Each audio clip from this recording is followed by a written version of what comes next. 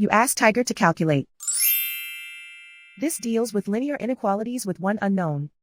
The final result is x equal or smaller than -8. Let's solve it step by step.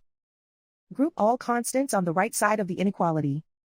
Add 2 to both sides.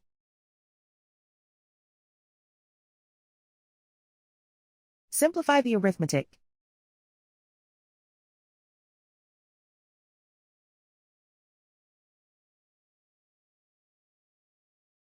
Isolate the x.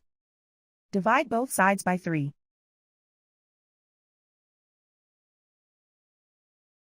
Simplify the fraction.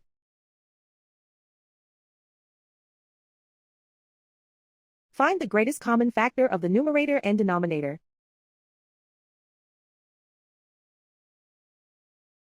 Factor out and cancel the greatest common factor.